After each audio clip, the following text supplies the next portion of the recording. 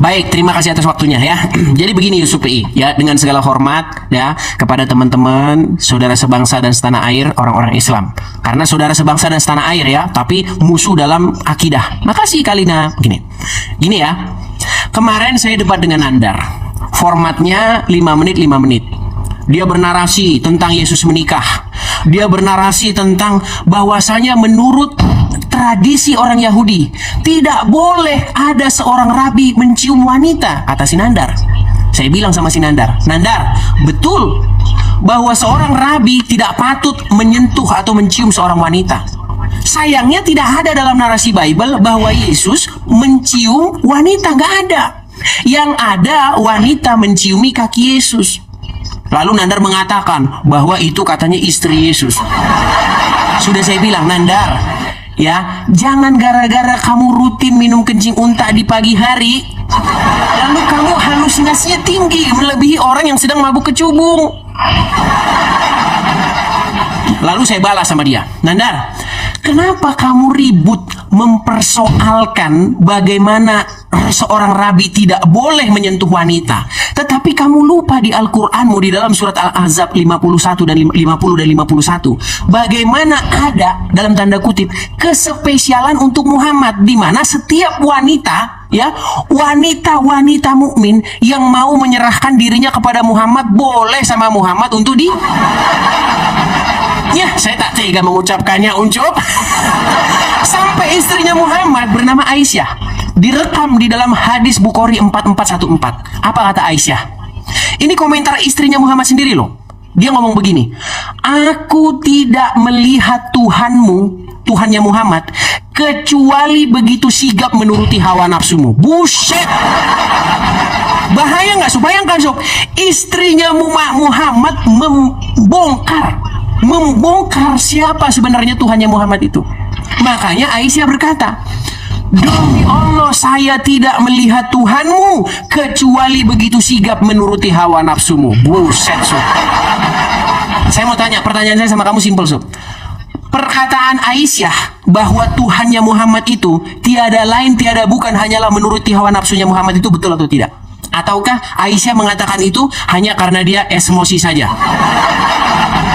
Ya, nah itu yang kedua, yang pertanyaan saya pertama kepada kamu. Nah terus gini sob, Nandar, ketika saya sedang membahas menarasikan sebuah hadis, tadi kan kamu minta pakai data ya. Di dalam hadis ada dikatakan bahwasanya Muhammad itu memiliki kekuatan seksual setara dengan 30 laki-laki. Jadi dikatakan bahwa Muhammad sanggup menggilir istri-istrinya di dalam satu malam. Ada yang ngomong 11, ada yang ngomong 9 istrinya. Kalau 9 nggak tahu yang 2 dari mana. Iya kan?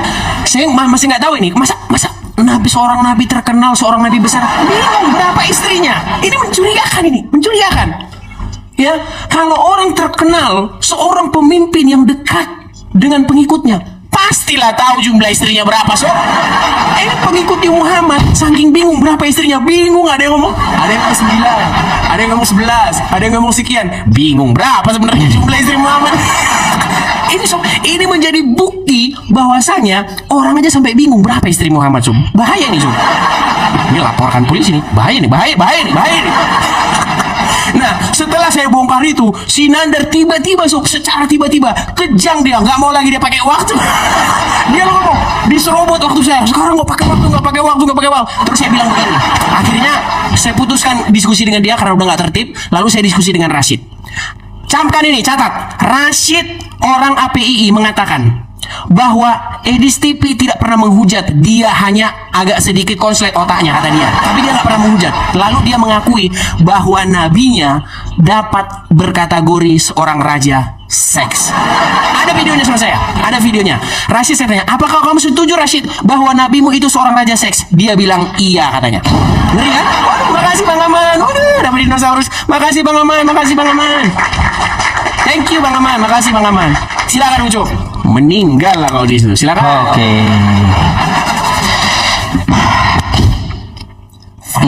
Panas. Tunggu waktu ya teman-teman. Silakan. Baik, oke ya teman-teman semuanya, malam ini kita diskusi dengan Edis atas voting Anda semuanya. Sebagian oke, sebagian enggak, tapi lebih banyak oke-nya ya. 80% oke dan 20% enggak gitu ya. Tapi enggak apa-apa, meskipun pendapat kita terpecah belah ya, orang yang berpriming, orang yang kowar-kowar seperti Edis memang perlu dibungkam gitu ya. Ternyata setelah saya dengarkan 5 menit dia cuma curhat kawan-kawan ya. Curhat dia, mungkin dia kesal gitu dengan Bang Nandar, nggak bisa kalahin Bang Nandar, curhat sama saya kan 5 menit kayak gitu. Habis itu dia bawa pendapat dari Rashid ya. Saya jawab dulu tentang Nabi kita ya teman-teman semuanya. Untuk Nabi Muhammad SAW itu tidak bisa sembarangan ya, karena ada dalilnya des. Man kadzdzaba alayya muta'ammidan falyatabawwa maq'adahu minan nar. Barang siapa yang berdusta dengan sengaja atas namaku, maka siap-siaplah dia mendapat tempat duduknya di neraka. Jadi kalau ada muslim mengatakan Nabi Muhammad ya raja seks sesuai framing kamu tuh ya, maka aku pertanyakan dalilnya mana? Jadi kayak gitu, dalilnya mana? Sebenarnya gini guys ya, kalau berkaitan tentang masalah seks dan perempuan kan kayak gitu. Gini, kau tidak usah dulu melihat ke nabi aku, karena Tuhanmu aja gila perempuan ya. Ya dibilangan tuh ya, kemarin sudah kusampaikan sama kamu, dia minta jatah tawanan perang 32 perawan. Mau ngapain coba? Ku mau tanya sama kamu, dibilangan dia minta 32 perawan. Aku mau tanya sama kamu, ini kutanyakan juga sama Ki Ahmad sampai dia kabur, gimana cara ngetes keperawanannya? Ayo. Sudah adakah di zaman dulu alat ngetes keperawanan sampai-sampai Tuhanmu yang belum jadi manusia itu sampai minta jatah perawan kayak gimana? Coba kau jabarkan sama aku tuh ya yang dibilangan. Terus dia berkata juga di Amsal, coba aku pengen kau jelaskan dulu tentang masalah lubang pelacur itu dalam sumurnya seperti sumur yang sempit, apa itu? Coba Tuhan kamu ngomong kayak gitu, maksudnya apa, gila perempuan gitu?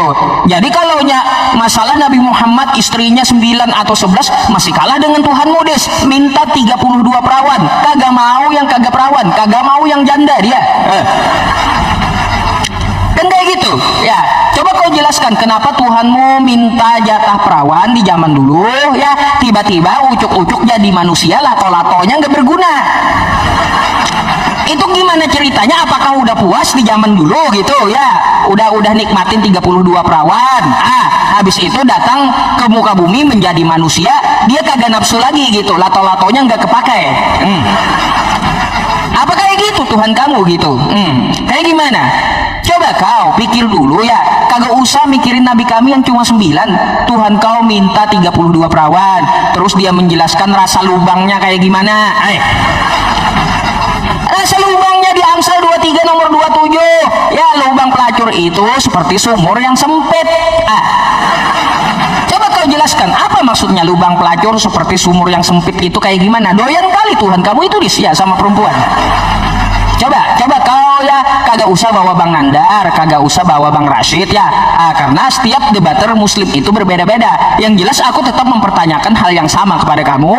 Ketika di kitab kamu ya, Tuhan kamu gila wanita sampai dia minta 32 perawan, itu gimana cara ngetes keperawanannya? Kasih aku data. Apakah ada sudah ada di zaman dulu itu ilmu kedokteran untuk mengetes keperawanan? Coba kasih datanya kepada aku. Gimana mengetahui ini perawan, ini kagak? Kayak gimana itu? Apakah diicip-icip dulu gitu? Oh ini ternyata dia perawan. Ini kasih ke Tuhan. Kayak gitu kah? Apa kayak gitu? Tuhan kamu kayak gitu. Apabila dia tidak perawan maka dibunuhlah. Astagfirullah. Ini Tuhan macam apa, gila wanita gitu. Jadi kamu jelaskan dulu gimana cara ngetes keperawanannya ya, pakai alat apa, dan tolong ya pertanyaanku dijawab ya, jangan pingsan. Dah. Apa yang dimaksud dengan lubang perempuan yang dikatakan Tuhanmu di Amsal 23 nomor 27? Silakan. Tesnya dicolok pakai jari kata Milsek. Mana ada Bang?